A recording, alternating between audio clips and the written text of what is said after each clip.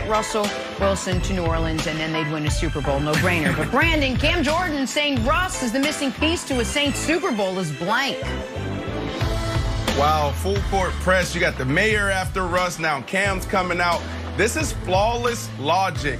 He's absolutely right. I love Dennis Allen in that defense. They always start off the season slow, and then they hit their stride at the midway point, and they go from one of the worst defenses statistically to one of the best and dominant. So I love that side of the ball. And then on the offensive side, I was one of the guys before the season, or maybe the only guy before the season, to say that the New Orleans Saints will probably win a division and get to the playoffs and implode.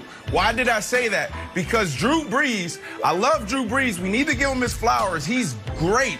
He's one of the best to ever do it. Respect the man. But the last couple years, how you guys approach things on the offensive side has held this team back. It's too predictable. Teams know they're not going to take those shots. Teams know they can't really open it up. It's going to go to 41 and 13. That's their offense. If you insert a guy like this with his leadership and his ability to throw the ball all over the field and then also escape the pocket, I truly believe he would be the missing piece that they've been waiting for to get back to the Super Bowl. Excuse me, Nick. Brandon, I appreciate all that, but this is driving me crazy. Folks, this is not make-believe salary cap. It's a real thing. And I hate to be the Debbie Downer, but the Saints have as good of a chance of trading for Russell Wilson as the Lakers do of trading for Kevin Durant. It's 0%. We can't, this is talk radio. Hey, I got a question for you, Nick. Why don't the Chiefs go ahead and pick up Khalil Mack and Von Miller this offseason? I think it would both. It's impossible. It can't happen. Stop talking about it. It's Wilds. I'm mad Russ put him on the list because he should know it can't happen. There's no way to make this work.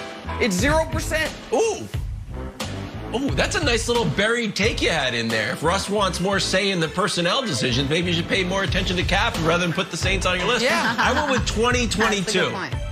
Because I view this as Tom Brady's putting his house up for sale and then playing the full year, kind of unhappy. The season ends and he's like, we'll see what happens. You know, I'll talk to Mr. Kraft, a.k.a. I'm out of here. So I feel like Russ is going to stay in Seattle and they're going to have a gap year with Mr. Winston here, who's been working very hard with these green things. Has he? I don't know what's going on, but he's working hard. One gap year, Russ is going to not flame out, but it's going to get worse in Seattle. Then he can come clean up the cap. They call those things What do they call dummies. Mr. Clairvoyant, Kevin Wilds. I like it. Green things. Let's talk to Deshaun Watson. J.J. Watt talked about his former quarterback, said yesterday, quote, "The one thing I want for Deshaun is for him to be happy." Brandon, Deshaun would be happiest on the blank. The first one-way ticket out of Houston. That's the answer. It's that bad there. I threw this out there last week, but it's something I've been holding on to. This dude was uncomfortable in the building during the season. This guy, why did they bring in Josh McCown? They brought in Josh McCown so he can fill the void and stand in the gap between Deshaun Watson and coaching and the management and ownership. That's what they did. So this dude would be excited to get out of Houston. And I don't know if he really cares if it's the Miami Dolphins or if it's the Jets. I think he's just ready to go. Now, the best landing spot, I believe, like if he wants to go win right now, there's two spots that he can win right now. That's the Miami Dolphins, teams that are in the market, and potentially San Francisco 49ers. 49ers keep flirting with quarterbacks. That's my take. You gave me one way out of Houston. Take it off, Brandon. Okay. Stop talking. You gave one way out of Houston. 49ers is the answer. We know he'd be happy anywhere by evidence by the fact that he'd go to the Jets. If you'll go to the Jets, you'll go anywhere outside of the CFL. But the best spot for him is the Niners. Great offensive line, great coach, healthier defense next year. They don't like their quarterback. The Niners is the right answer. Brandon, stop stealing all the takes. You can't just have all the takes. You got to leave some of the takes. I love that. I love it. Just take it. Let's go. See, I like the Niners, too. Free up Jimmy G to come back to New England. I said Dolphins with an asterisk. Dolphins with an asterisk because the other sneaky big news, defensive captain Kyle Van Noy, who they just signed away from the Patriots last year, just released, up and released, cap casualty. COVID, the cap went down about $10 million. So Kyle Van Noy's released. So I thought that Deshaun could go hang out with Brian Flores, awesome coach, this is sort of the Tom Brady system, great defense. Then go Kyle Van Noy's out of there, headed back to New England, hopefully knock on this kind of foam plaster stuff we have here. So I still think Dolphins, but I'm missing Kyle Van Noy, so I'm putting an asterisk on it. You know what else slid around yesterday? That's not the right word. Josh McCown released by the Texans. So maybe it will be Deshaun. Who knows? On to Baker Mayfield now. Browns coach Kevin Stefanski said he knows that Baker can, quote, continue to get better as he moves into year 4. Brandon Marshall, the pressure on Baker Mayfield in 2021 is blank. This is make-believe. Look, guys, if you want to see a fight between two co-hosts, then you just turn on First Things First when we're talking about Baker Mayfield and the Cleveland Browns. Yeah. Jenna, I'm sorry, but next year, when we're talking about the Cleveland Browns and me and Nick Wright get into it, please do not push the conversation forward. Let us go at it, because this is all Nick Wright. Nick Wright is the only one in America that is talking about Baker Mayfield in this way. He cannot win a Super Bowl. This is all make-believe, and it's starting by this man right here, Nick Wright.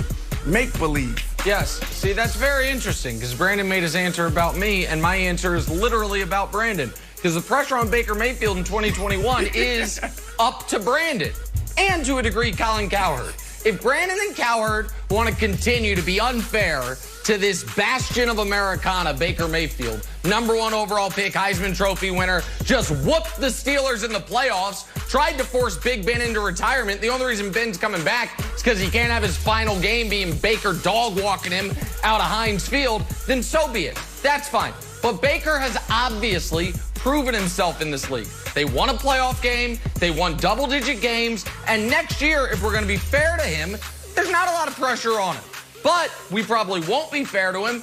By we, I mean Brandon and Cowherd. So he's going to continue to feel immense pressure. And then he's going to rise to the occasion, as he always has, Kevin Wildes. So unless Brandon just wants to be fair to him, that's up to him. Early prediction? Early prediction? Brandon, give me your wide receiver take on this.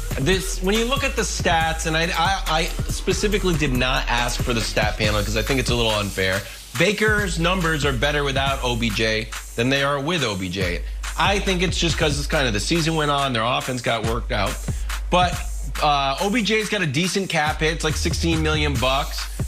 We know there's a lot of teams in the market for a free agent, and the market hasn't been super hot. Godwin's like, I'll just probably get franchised. We haven't seen anything else happening. Thanks. Do you think OBJ or the Browns should move OBJ?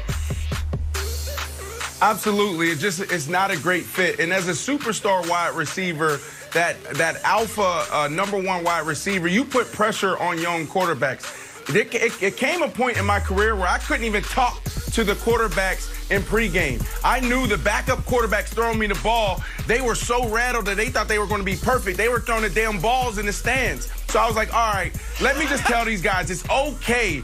You know, so I think that's what's happening in Cleveland is that Baker is like, that's OBJ, I got to be perfect, and that's why it's not working out, and that's why they should move on. OBJ to the Packers.